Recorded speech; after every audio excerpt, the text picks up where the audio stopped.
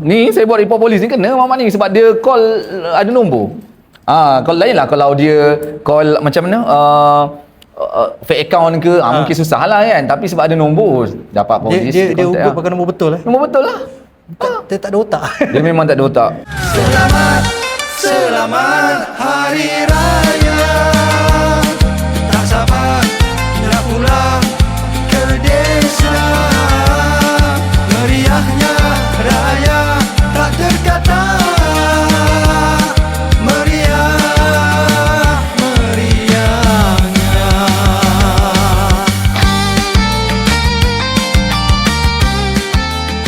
Okey, tu dia lagu raya daripada 4G dan Rasa Manja.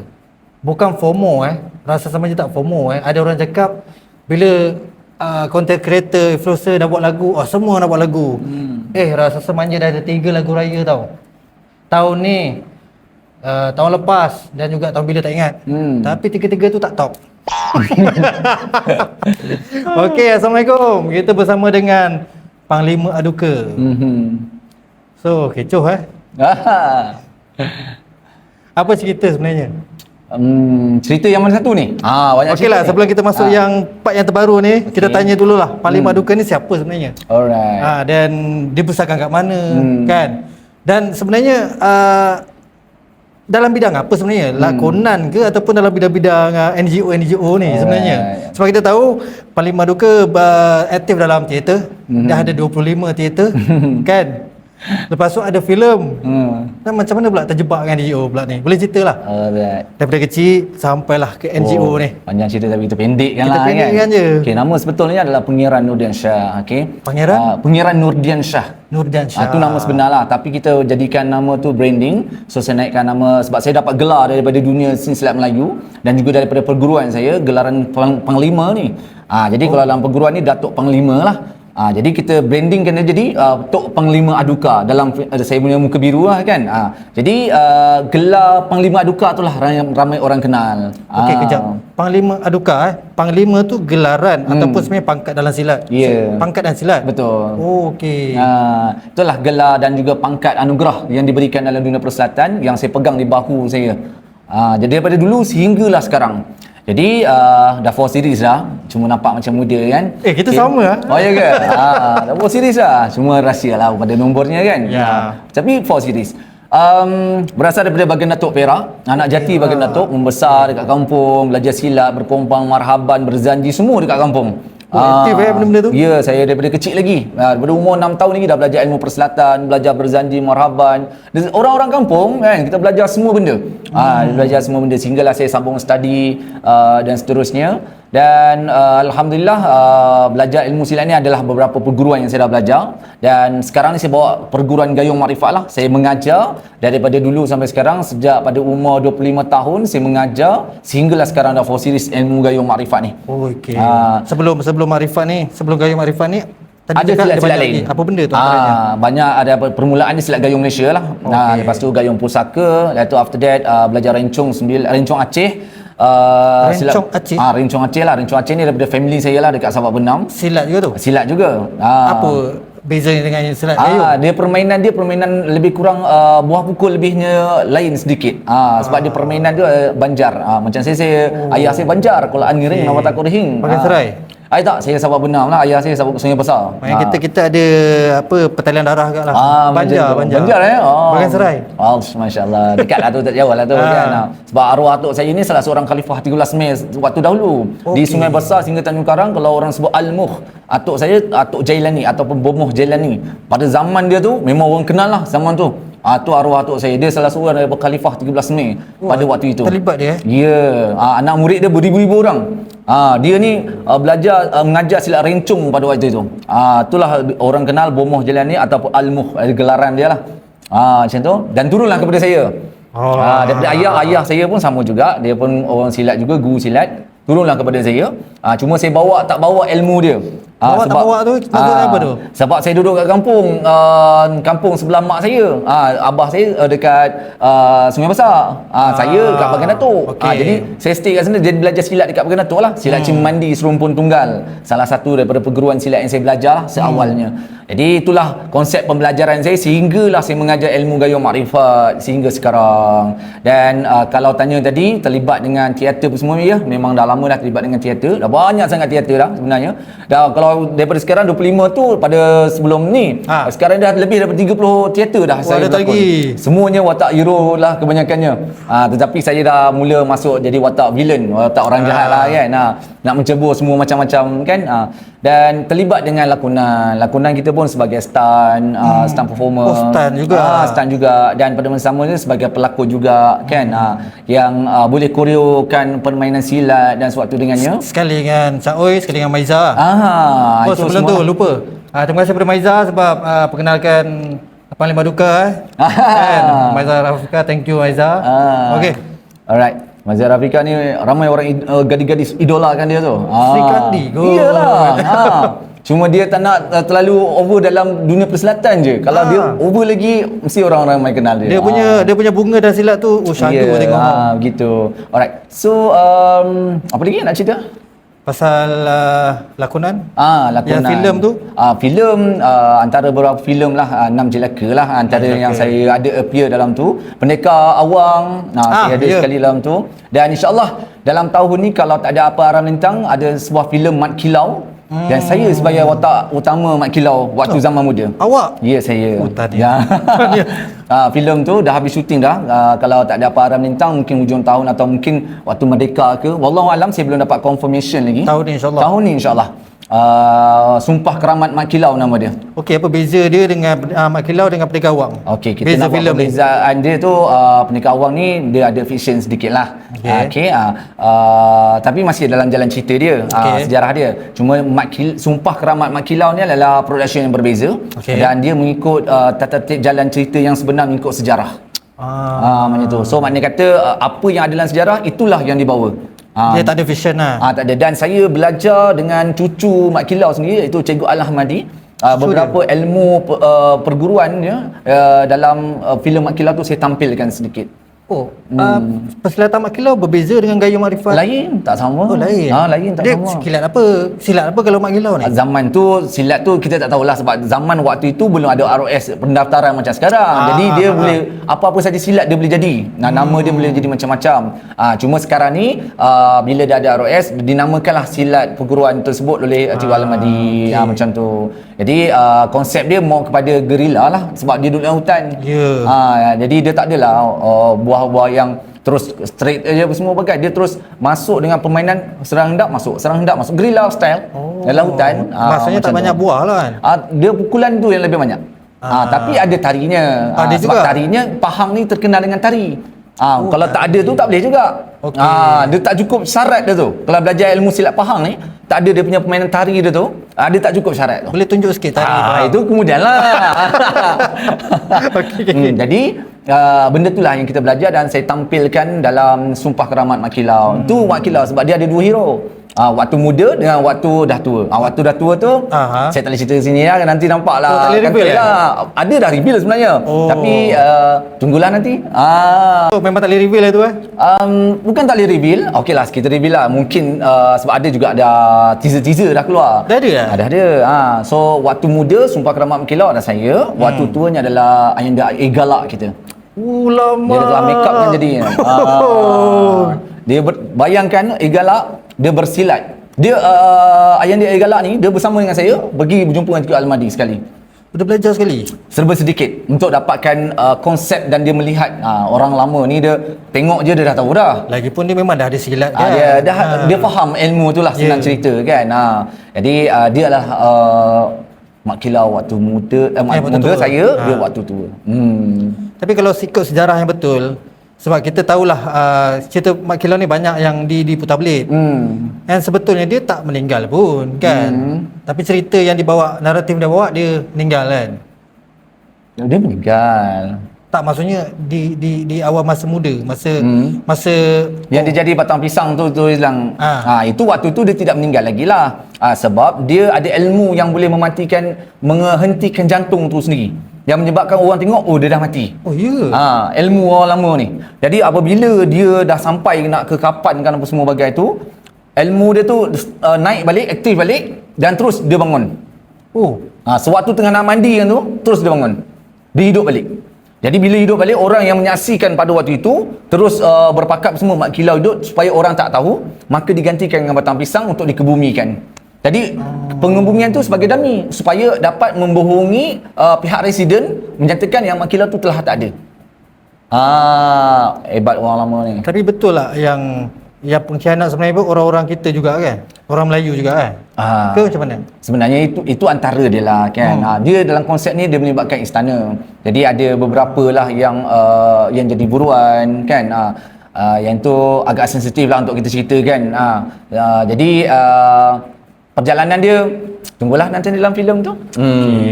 Dijangka tak tahu bila, tapi tahun ni InsyaAllah pada tahun ni. Korang kena tunggu. Sumpah apa? Sumpah Keramat Mat Kilau. Ya. Okey, kita masuklah. Kita pun tak nak cerita banyak-banyak. Apa cerita yang terjadi baru-baru ni? Yang sampai pecah kuil. Sebenarnya cerita yang sebenarnya macam mana? Pasal ramai salah faham ni. Terlebih lagi kepada kaum-kaum India lah. Sebab diorang tak faham sebenarnya cerita sebenar. Dan diorang terus sentam cakap apa benda roboh kuil ni. Ini cara haram. So macam mana yang sebenarnya? Okey, pertama sekali kita kena faham di mana dia adalah sebuah tanah persendirian. Di mana ada geran dia, ada owner tanah tersebut. Jadi pihak kuil ni dia telah duduk dekat situ lama lah. Dia duduk situ lama dan tanah tersebut adalah tanah orang walaupun tidak digunakan, tapi tanah orang. Jadi pihak Yayasan Al-Kubra ni dia telah pun berbincang lama benda ni. Daripada tahun 2000 something dia dah berbincang-bincang, tapi pihak kuil tak nak keluar. Maka bermulalah 2018 report polis yang pertama untuk menyebabkan dia boleh keluar. Oh, sebelum tu dah ada bincang dah. Tahun 2018 lagi, 8 tahun yang lalu. Baru selesai tahun 2026 ni. Okey. Jadi ini yang ramai orang-orang tak tahu. Sebab pencerobohan tu dah berlaku pada sekian lama. Orang selalu saya baca komen, kenapa selama ni tak buat apa-apa tindakan, kenapa 2026? Ya, banyak komen macam tu. Jadi orang tak tahu bahawasanya 2018 dah ada satu report polis dilakukan. Jadi sebelum report polis tu perbincangan telah dilakukan banyak kali. Jadi owner tanah ni pula baik hati. Jenis orang beriman, orang bagus kan. Dia nak jaga hati masing-masing apa semua. Jadi maka kat situ at the end 2018 terpaksalah buat satu report polis sebab mereka nak gunakan tanah tu untuk membina rumah asnaf, anak-anak yatim. Ada tujuan lah. Ada. Nak ambil balik tanah tu sebab ada tujuan. Jadi sehinggalah berkali-kali dan dah kes mahkamah belum lagi selesai benda ni sehinggalah tahun 2026. Jadi apabila tahun 2026 benda dulu tak viral lah. Dulu kan ada TikTok macam kita sekarang boleh viral. Paling tidak Yahoo Messenger, Friendster. Itu zaman-zaman kita lah tu. MySpace zaman-zaman tu kan. Jadi belum lagi. So bila dah ada sekarang ni, perjalanan dia tu mengikut lunas undang-undang. Okeylah, pertama tu mungkinlah saudara kita Taman Dahri dia dah pergi langgar sedikit dengan JCBA kan. Beho. Okey, fine lah, tak apa, tak ada masalah. Mungkin ada berlaku kekeliruan dekat situ. Okey, tak apa, dia pun dah menghadapi kes mahkamah dan lepas, alhamdulillah. Maknanya kata ada kebenaran lah apa yang dia buat. Tak adalah salah pun di mana-mana. Teknikal tu mungkin dari sudut undang-undang tu mungkinlah ada kesalahan sedikit lah. Tetapi tak apa, it's okay, benda dah lepas, dah berjaya keluar kan. So selepas kes tersebut, pihak kuil diberikan notis 14 hari untuk keluar. Punyalah baik tu. Pihak berkuasa keluarkan notis 14 hari. Bukan Yayasan Kubra keluarkan, pihak berkuasa yang keluarkan. Oh, notis tu pihak berkuasa keluarkan. So notis 14 hari untuk dia keluar. Dalam tempoh 14 hari tersebut tak nak keluar.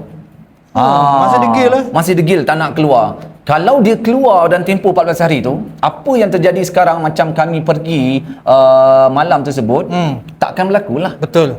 Kalau dia keluar awal. Jadi tempoh 14 hari tu tak nak keluar. So bila 14 hari yang ke-14 tu, saya difahamkan di mana pihak kuil sebenarnya dah bersetuju untuk keluar. Tetapi dan ada jemaah nak bagi tanah mereka kepada mereka untuk pindahkan patung berhala mereka kepada tanah yang baru. Tetapi ada seorang ni nama Arun Nur Azami ni masuk. Hasut. Yang lawyer tak lawyer tu. Lawyer tak lawyer sangat lah kan. Lawyer buruk mungkin tak lah. tahulah mana datang dia kan. So pada hari yang ke-14 tu, dia pagi tu sebut, dia terus buat press conference live dekat IPD Petaling Jaya.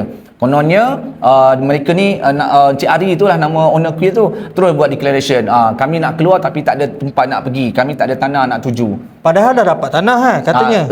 Jemaah dia sendirilah nak bagi. Jadi benda tu terus tak jadi. Apabila Arun ni tak nak kata masuk campur supaya benda tu tak boleh nak keluar. Mungkinlah pada pandangan saya mereka ni tujuannya nak jadi macam Jekyll lah. Jekyll kan bagi duit pampasan kepada dan mereka. Tanah.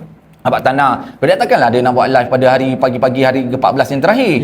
Jadi nak dapatkan pampasan ke apa semua bagai. Benda ni yang tak bagus, tak sihat. Jadi pada pandangan kami pampasan ni tak perlu diberikan pun. Cuma Jekyll ni orang kaya, dia billionaire dan dia pun nak selesaikan masalah. Buat duit dia tak ada masalah. Jadi dia bagilah. Cuma itu mungkin sebagai percubaan mereka untuk menyenangkan perkara. Tapi ihsan saja. Tapi kalau benda tu jadi kebiasaan, takkanlah setiap kali kuil yang nak keluar semua nak bagi pampasan. Benda tu tak normal, tak sihat lah. Betul. Jadi kita tak boleh normalisasikan benda tu. Jadi benda yang sama juga tak boleh nak di-applykan kepada kuil di Rawang ni, Yayasan Al-Kubra ni. Kalau dah bagi nanti, yang lain pun macam mana pula? Semua nak tanah free. Senang buat duit. Betul. Sebab itulah saya cakap tu, bila hari ke-14 tersebut, bila hari yang terakhir tu diorang tak nak keluar juga, okey fine, sebab notis akan habis pada malam tersebut 11.59. Okey. Mana kata hari ke-14 tu habis tepat masuk pukul 12.01, tuan tanah apa semua bagai dah boleh dah nak sodok terus semua, sebab dah ada notis, dah bagi ruang dan waktu dah. Betul. Itu saya kata kalau dia melakukan perkara tu dalam tempoh 14 hari tu keluar awal-awal, benda ni takkan berlaku.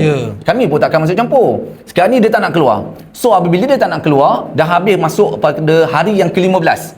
Okey, kami pun ada. Kami masuk So kat situ ada polis juga. Okey, ada pihak polis juga pada waktu itu. Jadi ada pihak kuil, pihak polis dan juga kami. Okey. Jadi polis pun ada. Jadi pihak kuil berhubung dengan polis, pihak kami pun berhubung dengan polis. Jadi kami tak berhubung sama-sama. Tengah-tengah je. Polis di tengah lah. Macam tu. Jadi macam kami punya side adalah side daripada kebenaran daripada Yayasan Al-Kubra sendiri. Jadi memang mereka meminta bantuan dan juga untuk kami gotong royong juga pada malam tersebut.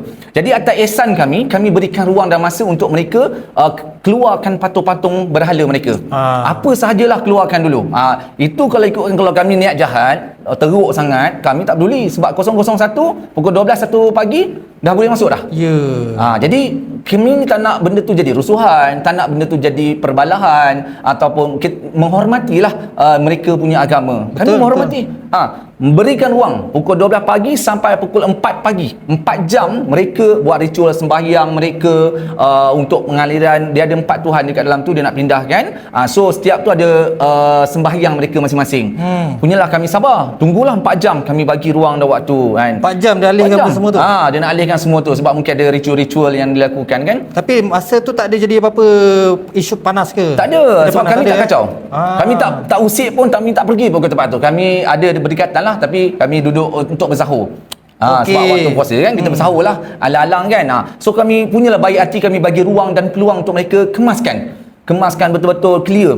Dan bila pukul 4 pagi selesai, mereka keluar bawa lori masing-masing. Okey, terus keluar tak tahulah ke mana, dan kami pun dimaklumkan oleh polis kata dah boleh masuk. So kata dah boleh masuk, dan masa itulah kami masuk, dan kita masuk tengok je memang kosong. Clear dah. Clear langsung, tak ada satu pun pernyataan berkaitan dengan kuil ke ataupun ada tuan-tuhan mereka ke, dah tak ada semua dah.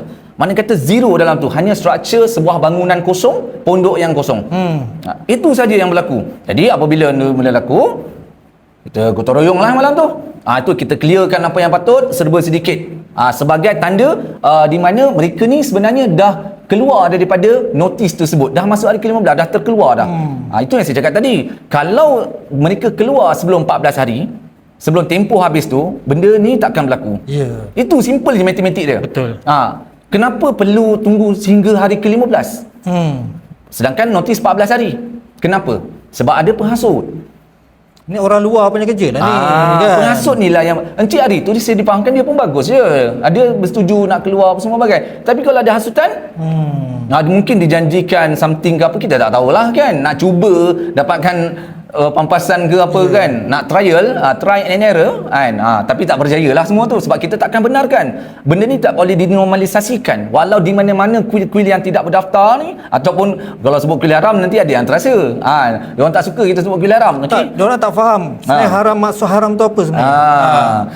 Apabila sesuatu yang melibatkan di tanah persendirian, yang ada pembangunan struktur apa semua bagai, itu semua struktur-struktur yang haram lah. Yes. Tak kisahlah apa saja rumah ibadat dia ke, dia buat reban ayam ke dekat tanah orang, itu haram. Surau pun kalau dia buat dekat tanah orang tetap surau haram juga. Kita panggil surau haram juga tu. Surau haram juga ni. Betul.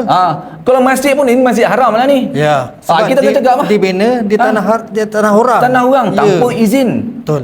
Tanpa izin. Itu yang ramai bangsa India ni tak faham. Maksud haram tu apa kan? Dibina di atas tanah orang. Itu maksudnya. Bukan agama itu haram.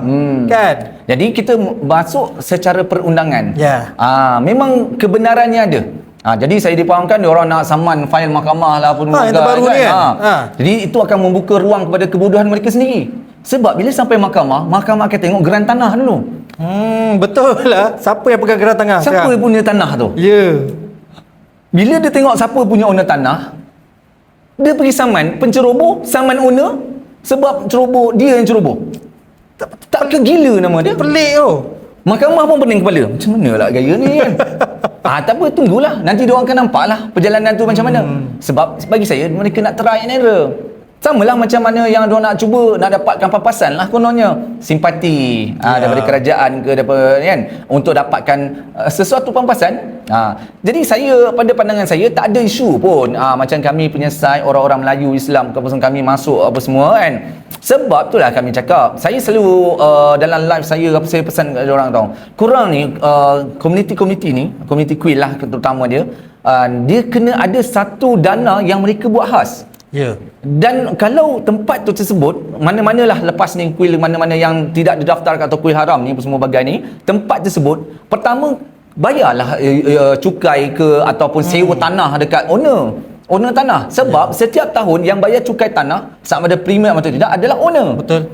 Jadi yang bayar tu adalah owner, tapi yang menggunakan adalah orang penceroboh. Free pula tu. Free. Sepatutnya komuniti ni dah ada orang bijak pandai, kamulah yang kena susunkan manage sama ada berbincang bayar bulan-bulan sewa tapak tersebut. Yang jadi masalahnya sekarang, yang orang-orang bijak pandai diorang ni, termasuk lawyer-lawyer pun support perbuatan ni tau. Itu yang masalah sekarang. Sebab bagi mereka ego, mereka merasakan seolah-olah macam tempat tu adalah rumah ibadat, jadi dengan alasan tak boleh nak keluar, tak boleh, kena ada satu pembahasan. Ya, kalau itu tempat yang memang ada sejarah dulu-dulu ke apa semua bagai, itu mungkin ada, atau melibatkan tanah kerajaan, itu lain cerita. Ini tanah persendirian. Tanah persendirian ni, itu yang saya katakan tadi, sepatut dan seharusnya mereka ni ada satu komuniti yang menjaga, mengawal selia benda ni, supaya mereka tahu nak buat sewa kepada bayar kepada owner tanah, ataupun beli tanah tersebut seandainya owner nak jual tanah tersebut, ataupun mungkin boleh gunakan sebagai perbincangan yang ada win-win situation di antara kedua-duanya, yang ada mendapat keuntungan masing-masing. Jadi di mana kalau kita dalam Islam, masjid kita ada Qari'ah ni yang akan bagi derma apa semua kan. So mana derma-derma tu yang ada? Kalau kuih-kuih takkan tak ada orang derma. Betul. Jadi derma-derma tu pergi mana? Ini kalau suruh SPRM siasat ni, saya silap ada yang ngelak dalam tu. Betul. Kan? Mustahil tak ada kan derma-derma kan? Derma-derma yang diberikan ikut nazar masing-masing. Betul. Jadi mana pengurusan mereka tu? Jadi kita dalam Islam ni kita dah ada pengurusan dia, dah ada yang ditentukan oleh Islam. Bagaimana. Jadi mereka ni saya tak tahu bagaimana. Jadi mungkin komuniti-komuniti lain pun tak ambil peranan untuk membantu kuil-kuil yang tidak didaftarkan ni untuk menyelesaikan masalah mereka. Masalah inilah yang perlu diatasi sebelum terjadinya pelibatan orang-orang macam kami. Sepatutnya begitu. Jadi bila diorang tak muhasabah diri, diorang hanya nampak selepas kejadian. Diorang tak nampak muhasabah diri sebelum kejadian. Sepatutnya kejadian tak akan berlaku apabila sebelum tu perfect. At the first place tu dia dah buat perfect. Itulah yang seharus dan sepatutnya. Jadi di mana pula orang-orang yang sepatutnya memberikan nasihat? Jadi itu baru Tuan Selangor mengeluarkan 687 kuil tidak didaftarkan. 600 lebih. Lebih kurang dalam 200 lebih ada di tanah persendirian. 200 lebih?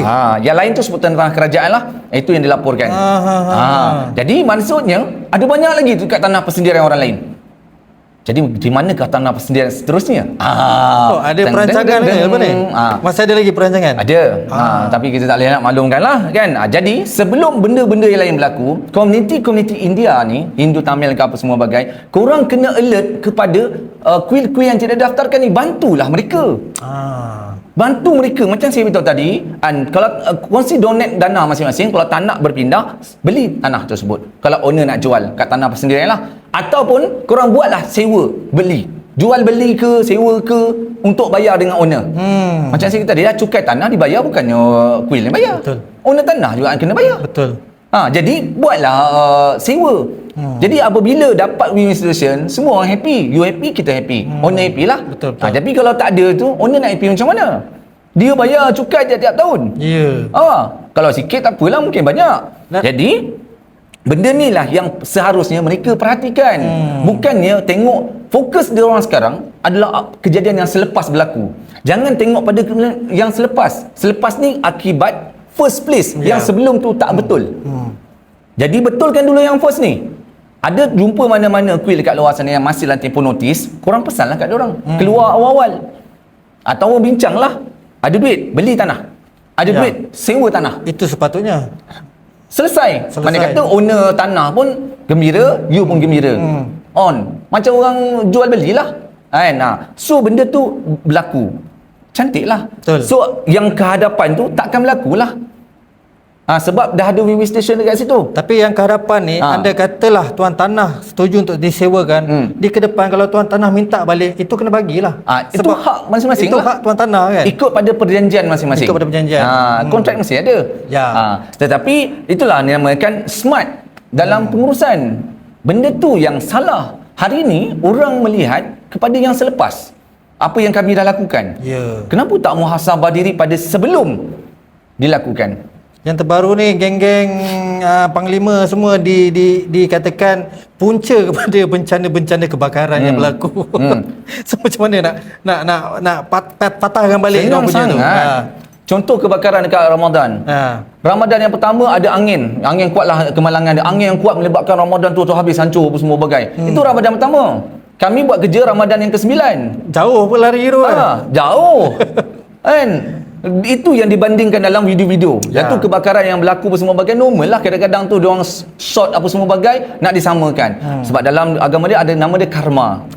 Macam kita kifarah lah. Kan? Itu pada pandangan mereka. Tapi banyak video yang leak, konon-kononnya ribut datang kan. Ni Tuhan dia orang dalam muka. Padahal itu satu Ramadan yang pertama. Jauh pergi. Ini Ramadan yang ke-9 dah ni. Dibandingkan Ramadan 1 dengan Ramadan 9. Murka. Tak fair lah. Kan? So benda tu pada pandangan mereka, biarlah itu adalah satu cara provokasi yang mereka lakukan. Terpulang kepada mereka, kita ni nak hidup aman damai. Tapi tak semua tau kawan-kawan India, bangsa-bangsa India yang berfikiran macam ni tau. Sebab banyak lagi yang faham situasi, yang okey, yang boleh terima apa yang jadi ni. Pasal diorang tahu benda ni memang tak sah, kuil tu tak sah dibina. Jadi diorang terima. Tapi yang tak terima ni yang membawa naratif-naratif buruk ni. Sebab kefahaman mereka, apabila ada yang bersetuju dengan apa yang kita lakukan, tapi yang tak bersetuju ni pula, di mana sebabnya mereka tidak muhasabah pada first place, sebelum dan selepas. Sebelum selepas tadi itulah. Itulah kembali kepada patah asal ni. Kenapa tengok yang selepas? Tengok selepas kejadian yang kami pergi tu, kenapa tak tengok sebelum? Sebab tu saya cakap tadi, saya ulang balik, dalam tempoh 14 hari tu, apa yang you all buat? Takkan you all duduk saja tunggu sampai hingga hari ke-14. Betul. You keluar siap-siap dah, clear. Kami pun tak masuk. Sebab kita tak boleh masuk dalam nak robohkan masih dalam tempoh. Kalau contoh hari yang ke-14 kami masuk, kami salah undang-undangnya. Sebab masih dalam tempoh notis, ruangan tu masih ada. Hari ke-15 dah habis dah. So kami masuk tak ada salah dah. Itulah undang-undang dia. Jadi ada jugalah yang menyatakan konon-kononnya saya ni pecahkan patung. Ada, saya dapat call, dia kata you pecahkan patung. Ada. Saya dapat ugutan. Dia nak pergi pukul saya pula. Saya kata marilah. Banyak dapat ugutan lah. Banyak. Ada banyak. Saya rekodkan semua. Sebab saya tengah fikir lah nak buat report ke polis ke apa kan. Sampai ada ugutan nak bunuh pun ada. Sampai macam tu saya you akan mati punya ni kan. Okey, tak apa kan. Saya layan kan. Sebab kita dah kumpulkan bukti-bukti kan.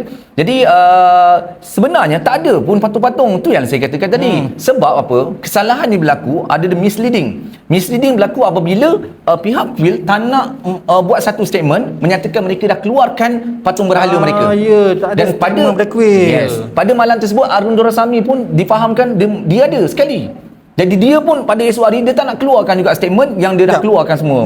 Malam kejadian tu Arun tu ada? Ada. Saya difahamkan oleh pihak berkuasa, dia ada sekali. Jadi kenapa pada esok hari kejadian mereka tak keluarkan satu pun statement? Bahkan esoknya Hindu Sanggam nak datang nak cek sama ada tak dia punya. Sedangkan mereka yang keluarkan patung tu lebih awal. Ini semua teknik-teknik provokasi. Teknik yang akan buatkan misleading, yang akan nampak pada netizen dekat luar sana, komuniti India terutamanya, mereka akan nampak seolah macam kami ni gangsterism. Sebab tu saya dapat panggilan kuat, mereka kata kalau saya pijak patung, saya pergi hancurkan patung. Sampai macam tu. Saya dapat call mula-mula terus maki saya. Dan ni orang call saya ni orang India mualaf. La ilaha illallah. Dia mungkin geng lah dengan Tamil punya Hindu punya agama kan. So dia maki-maki saya cakap, mana bukti? Saya hantarlah. Oh, ni bukti dia sekian. Mereka dah keluarkan semua. Terdiamlah dia.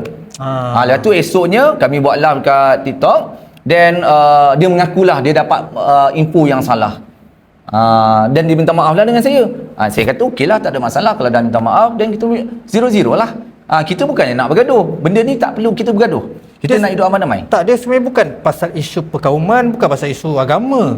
Pasal isu tanah sebenarnya. Nak tuan tanah nak balik tanah itu je sebenarnya. Tak macam mana boleh jadi isu perkauman tiba-tiba kan. Dia sebab apa tahu?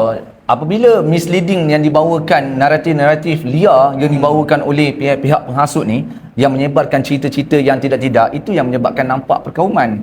Sedangkan kita berkali-kali menyatakan ini bukan isu perkauman, inilah isu pencerobohan. Pencerobohan, dan kita bertindak mengikut lunas undang-undang. Clear. Tak ada pun kita menyatakan India begini, agama dia begini, tak ada. Tak ada.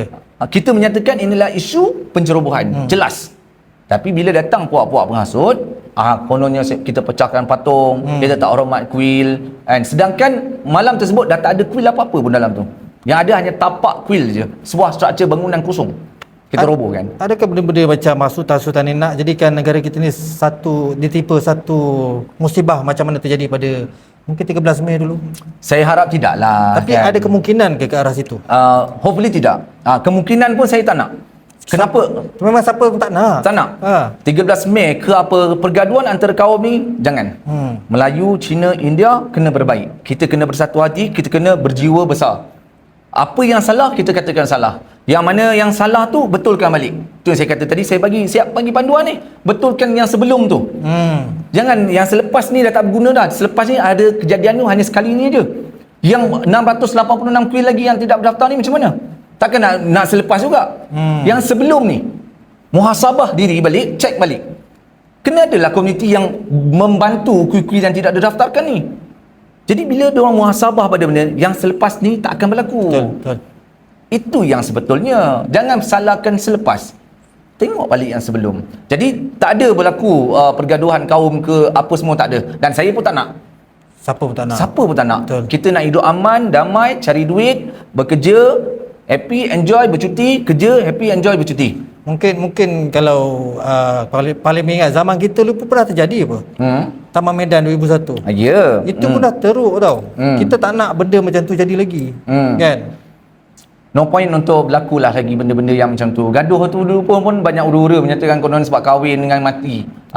Sebab benda-benda macam tu. Benda tu bagi saya menghormati sajalah kan. Betul. Jadi kami pun kat sini pun menghormati. Kalau kami tak menghormati pada kejadian malam tu, kami pergi 001 12:01 minit. Kita orang tak kisahlah ada patung ke tak ada patung, kita orang jalan je. Betul. Tapi sebab kami menghormati, maka kami bagi ruang. Bagi waktu. Kami duduk je sebab sahur, menunggu 4 jam tu, lama kena sidai. Yang tu orang tak nampak pula. Ihsan yang diberikan Kan? Tak, macam berbalik-balik pada tadilah. Penghasut-penghasut yang bawa naratif palsu ni, diorang ni yang berbahaya sebenarnya. Kan? Jadi berjaga-jagalah apabila mengalami situasi-situasi yang macam tu. Betulkan kat the first place. Bila dah habis notis, kami masuk campur, tak perlu marah lah. Sebab kenapa tak betulkan pada permulaan? Itu yang jadi masalah. Sebab ini baru satu kes, dah clear. settle. Ada lagi banyak lagi. Kalau ada tanah persendirian tu ada 200 lebih lagi yang mengikut data daripada Sultan Selangor keluarkan. Entah manalah terduduknya tu. Adalah kan. Kita ada sumber dia. Dapat kena pasti dah. Adalah sumbernya, kita dah dapat semua kan. Tetapi kita bagi ruang dan waktu lah untuk mereka berfikir. Saya ni sepatutnya saya tak boleh advice pun pada mereka ni apa yang saya cakap tadi. Tapi sebab saya sayangkan perpaduan kita, saya sayangkan keharmonian kita. Betul. Jadi sebelum kami bertindak, kamu yang kena bertindak. Betulkan balik. Bantu kuih-kuih yang tak didaftarkan ni, korang clearkan betul-betul notis tersebut. Tak salah tiru cara orang Islam, di mana kita ada konsep wakaf. Orang kaya mewakafkan tanah dia untuk dibina masjid. Dan kita ada kutipan derma sumbangan pada orang-orang ramai untuk dibina masjid. Tak salah pun diikut cara ni. Kan? Ada juga yang tanya saya, habis kuih-kuih yang dah 100 tahun dulu, macam mana pula pada zaman-zaman British dulu? Okey, saya fine. Tak ada masalah.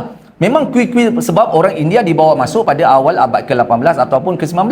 Dibawa masuk sedikit-sedikit dan orang India ni kebanyakannya duduk dekat estate. Jadi bila dalam komuniti estate tersebut, dia ada ramai lah. Bila ramai dia perlukan tempat sembahyang.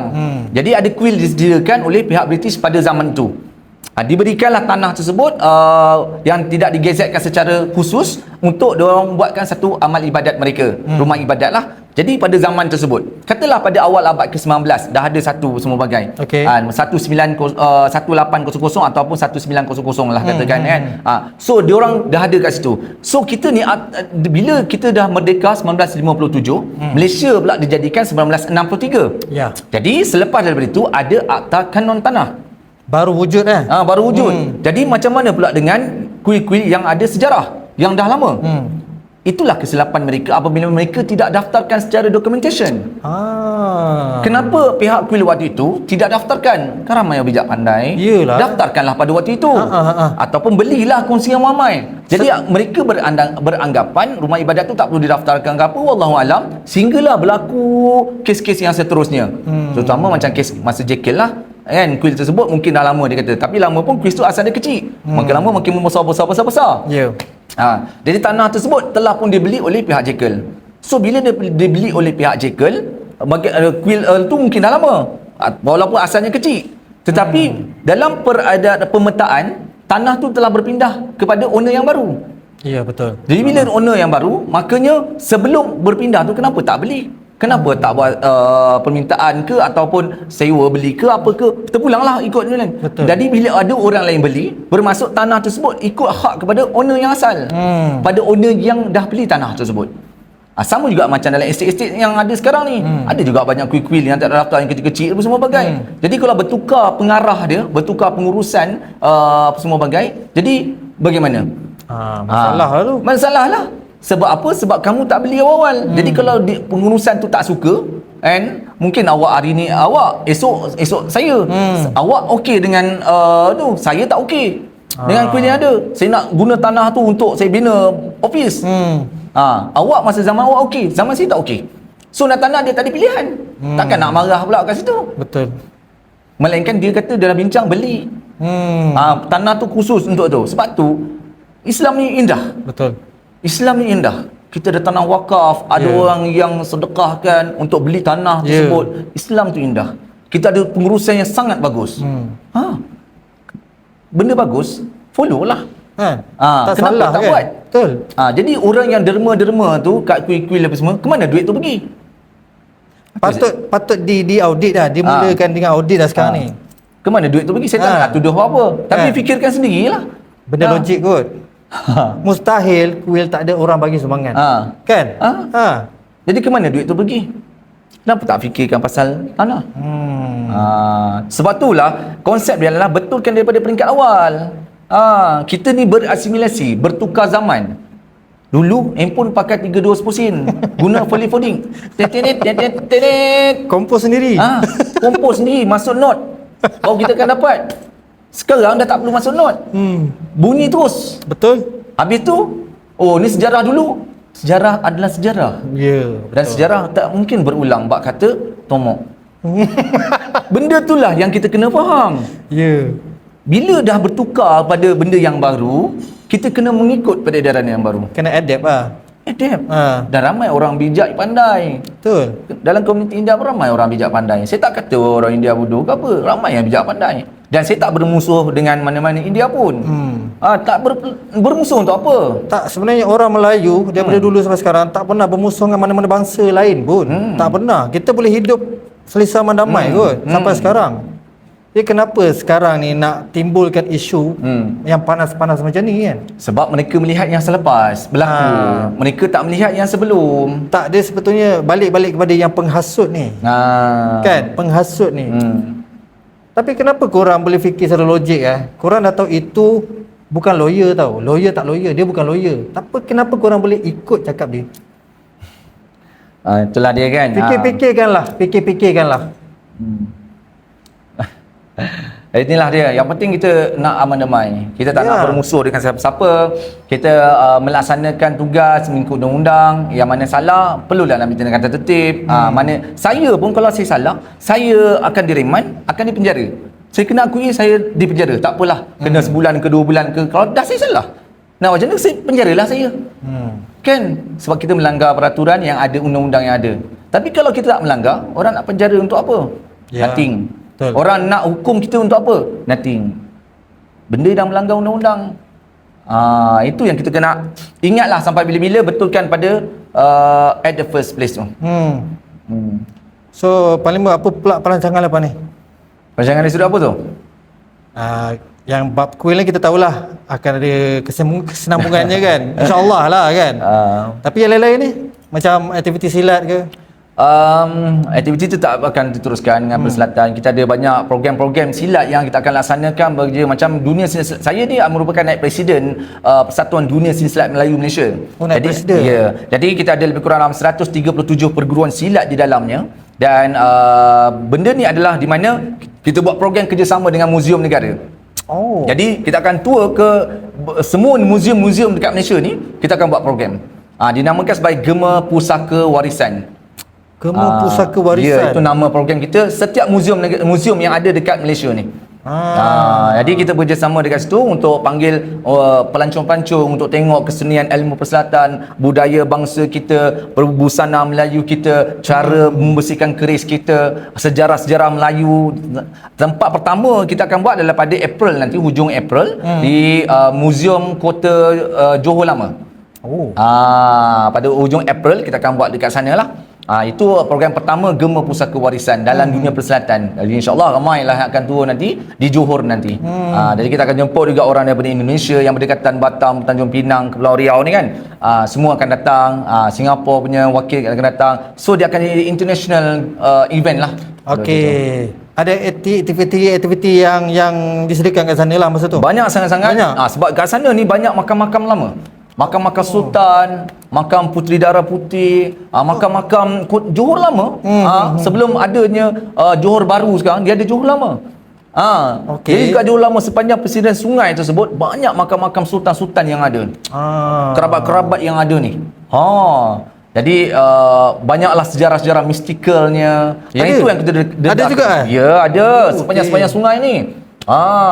Jadi itulah sejarah-sejarah ni yang kita akan dedahkan. Kadang orang Johor pun tak tahu sejarah-sejarah ni. Jadi kalau nak tahu tu Gema Pusaka Warisan dekat Muzium Kota Johor Lama nanti. Kalau orang Johor pun tak tahu, apa tadi orang luar Johor. Yang menariknya kita akan sediakan di mana booth untuk bawa pesisiran sungai yang ada tu. Panjang ke sungainya? Panjang. Pesisiran kita akan singgah satu tempat, singgah satu tempat, singgah satu tempat. Bawa. Menarik tu. Jadi memang sangat menarik. Sangat-sangat menarik. Ni sejarah yang minat sejarah lah. Minat sejarah lah. Sejarah yang melibatkan Melayu punya. Dia Johor Riau Lingga Pahang pada waktu itu. Ya, Melayu Riau. So lagi selain daripada tu apa lagi aktiviti? Jadi macam saya mengajar silat lah macam biasa je lah.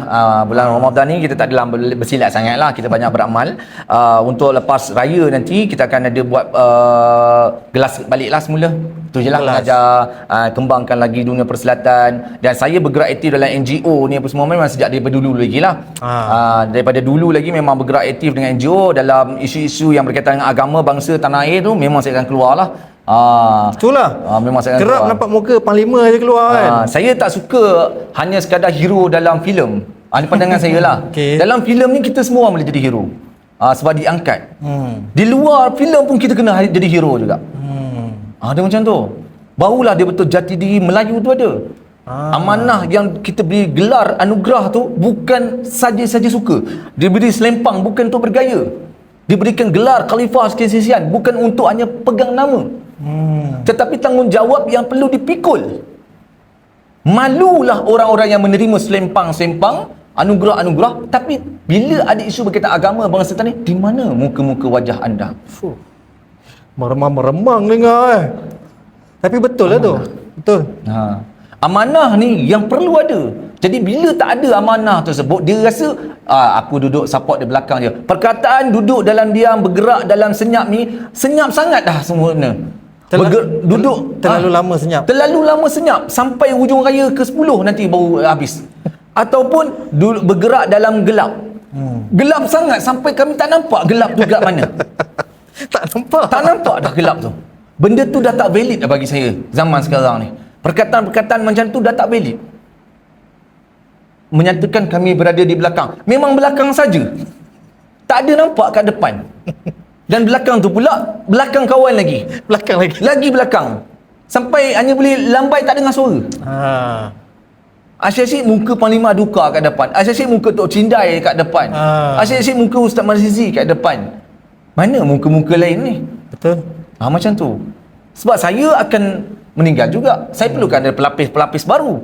Jadi orang-orang ni kena ada kekuatan semangat. Betul. Kadang setengah orang takut. Takut untuk keluar kan, takut anak isteri apa semua bagai, itulah cabaran perjuangan. Saya sendiri pun takut dengan perjuangan, takut saya. Tetapi kalau saya tidak bertindak, buanglah gelar Panglima tu diri saya. Cabut selempang, campak tepi. Nak buat apa semua tu?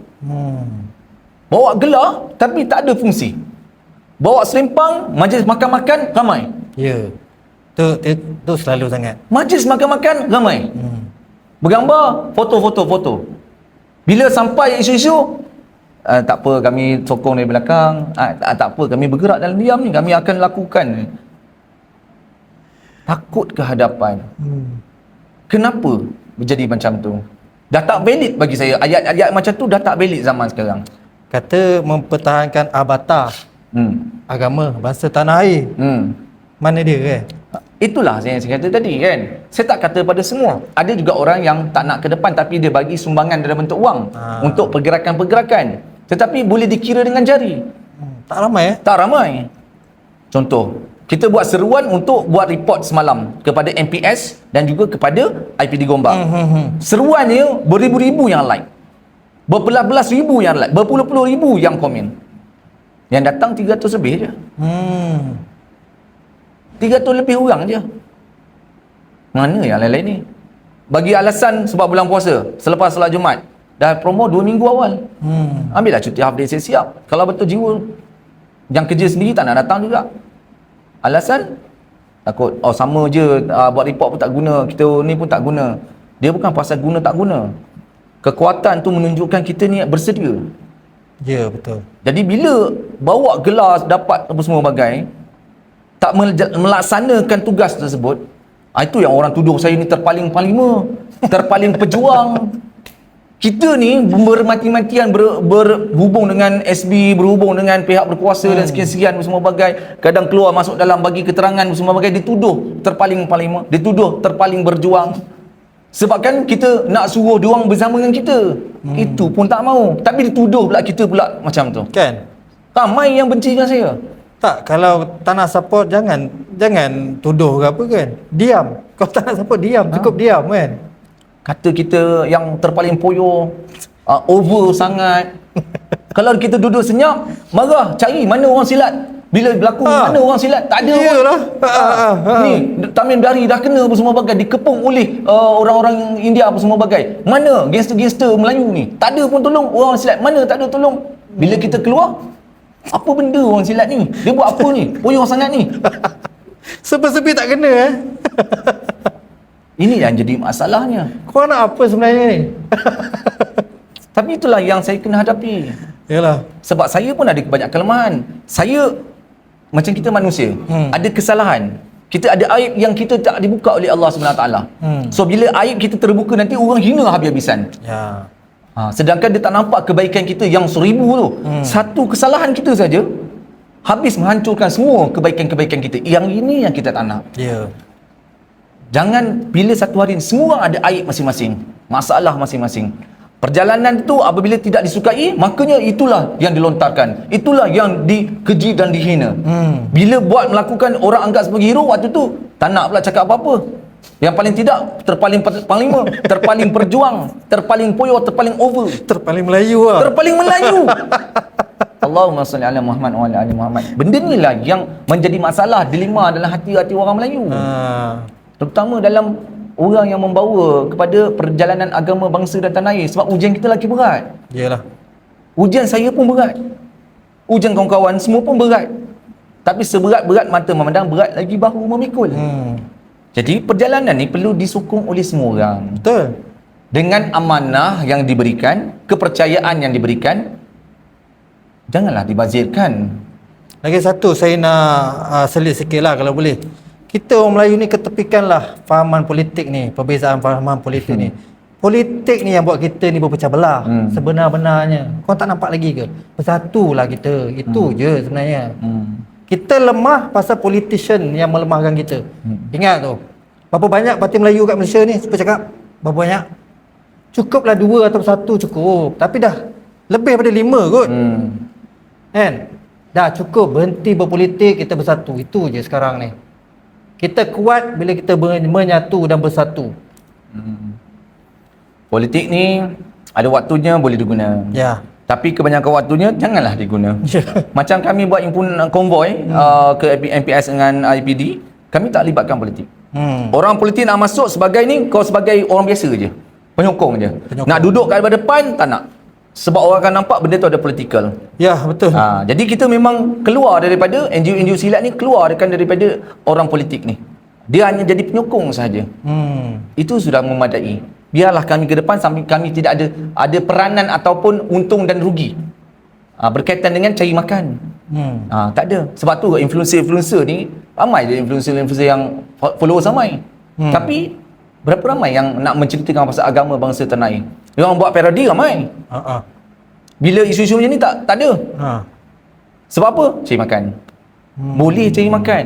Tak ada masalah. Tetapi mana semangat perjuangan orang-orang Melayu? Okeylah, tak apa. Kata bidang dia. Okey, itu bidang dia, dia nak fokus pada bidang dia. Tapi ada waktunya, apabila melibatkan agama bangsa tanah, kita kena keluar. Orang hina Al-Quran, orang hina kalimah Allah. Ya. Kenapa tak disuarakan Yang sama-sama? terbaru ni siapa pijak Quran. Pijak Al-Quran. Mana influencer-influencer kita? Orang-orang Melayu kita yang beragama Islam ni. Kenapa tak diterangkan, oh ni begini-begini. Suara itu memain peranan. Sebab orang, kita ada followers. Saya sendiri pun ada dekat 500,000 followers dekat TikTok saya. So, follower-follower saya, dia akan tahu apa yang saya sampaikan. Anda 1 juta, 2 juta yang ada followers tu, takut. Artis-artis tak payahlah cerita. Artis-artis ni sebab dia orang bekerja. Sekarang kalau cerita cakap lebih, periuk nasi lah, terjejas. Tapi dah nampak hati-hati dah mula bersuara pasal ni. Ada ramai yang mula Alhamdulillah bersuara lah, tetapi majority dia tak lah. Pada hakikat dia cuma tinggal lagi ada juga artis yang tak nak bersuara tapi dia berikan sumbangan. Ada. Saya ada kawan-kawan artis, kami nak keluar nak bercakap lebih tak boleh, tapi ni ada 300 belanja dia orang makan sahur. Orang macam ni bergerak dalam diam. Ni baru betul. Ini baru betul. Dia saluran dia ada kewangan dekat situ. Sebab kita semua pergerakan diperlukan kewangan. Bukan kita ada duit sangat pun. Saya buat kerja ni tak ada orang bayar. Daripada dulu sampai sekarang bergerak dalam NGO, tak ada pembayaran 1 sen pun. Kita tak ada menerima bayaran-bayaran daripada sesiapa pun. Tak ada. Lillahi ta'ala, wallahi. Untuk khusus benda ni, kau buat ni kami bayar, kau buat ni kami bayar. Lillahi tu, wallahi. Tak ada langsung benda-benda macam tu. Cuma macam tu, macam orang ada, kita orang buat mari kerja malam kuil tu, ada orang transfer duit sikit, ni belanjalah dia orang makan sahur. Okey, fine, kami dapat, alhamdulillah, Allah izinkan dapatlah makan sahur ramai-ramai. Orang bagi duit. Tapi tak adalah dia bagi duit seorang lah 300, tak ada. Faham. Sebab ini adalah ikhlas. Kita infakkan diri kita kerana perjalanan Allah Subhanahu Wa Taala, perjalanan untuk agama bangsa dan tanah, membantu sesama umat, saudara mara kita. Sebab itu hebatnya dalam Islam, kita bersaudara. Tu menyatu. Betul. Tak kisahlah dia Melayu ke Cina ke India, berbalik kepada agama. Agama yang first. bangsa nombor 2. Saya bangga dengan orang Melayu. Saya sebagai Melayu, saya bangga dengan Melayu. Tetapi apabila saya nampak orang Cina tu atau orang India tu dia beragama Islam, terus transfer kepada agama dia first. Betul. Bangsa dia jadi nombor 2. Dia tak ada macam kau ni nak jadi Melayu lah tu, kau tu Cina, kau ni India, tak payah nak jadi Melayu. Tak ada. Dalam Islam ni pula bagus ni, hebatnya kamu Cina tapi Islam kan, alhamdulillah kita bersaudara. Nombor 1 terus.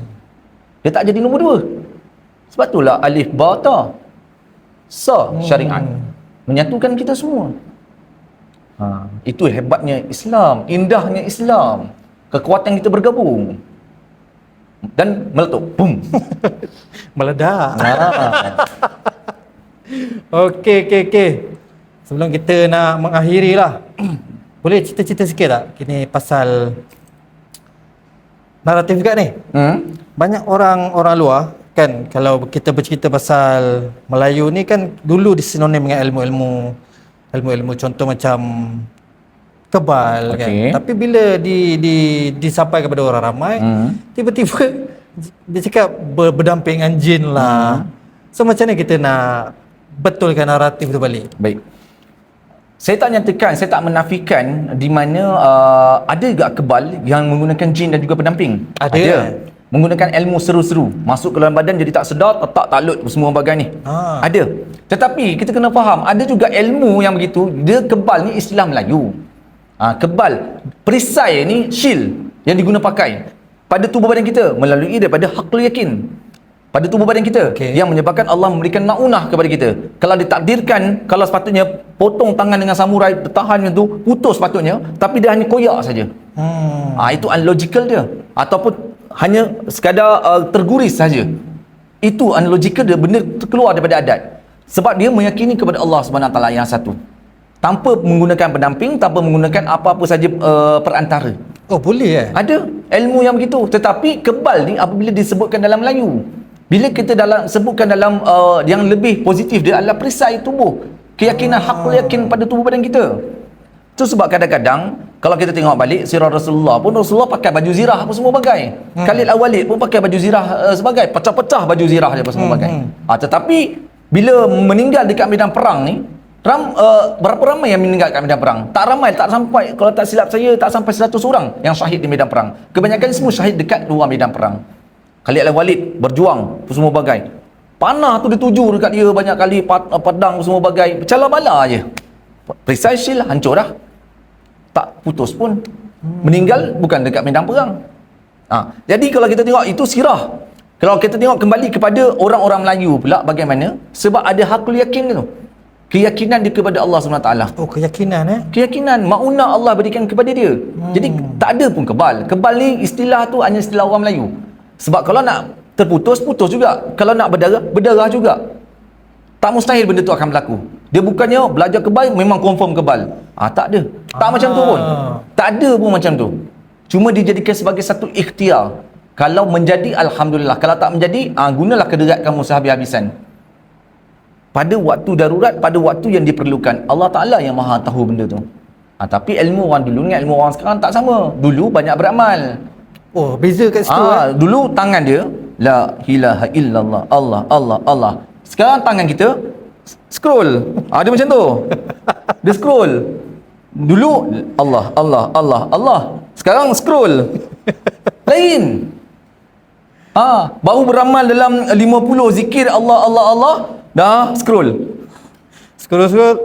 Patah balik macam best tadi. Macam tu tengok. Beza. Amalan-amalan orang dulu terdidik, disiplin. Amalan orang sekarang termasuk saya tak terdidik, tak ada disiplin. Kita banyak kepada benda-benda yang lara berbanding dengan orang dulu. Cuma tinggal lagi jangan tak ada ikhtiar lah. Kalau kita nak pandang benda tu, kita fikir dari sudut positif saja. Nak sakti ke nak keredaan Allah Ta'ala? Sakti ni boleh cari, tapi redha Allah Ta'ala tu susah nak dapat. Tapi kita kena cari. Dah tentu kita cari redha Allah dulu sebelum dapat sakti. Bila kita cari redha Allah, Allah redha dengan perbuatan kita, sakti ke, maunah ke, kehebatan lain itu Allah sampaikan kepada kita dalam diam ataupun tanpa kita sedari. Gitu. Kita cerita pasal raya lah. Banyak benda ni. Bagi Datuk Perak. Boleh pada tu lah. Kampung halaman saya lah. Alhamdulillah, puasa semua berjalan lancar kan. Alhamdulillah. Ni pun dah Ramadan yang ke-10 lah hari ni kan.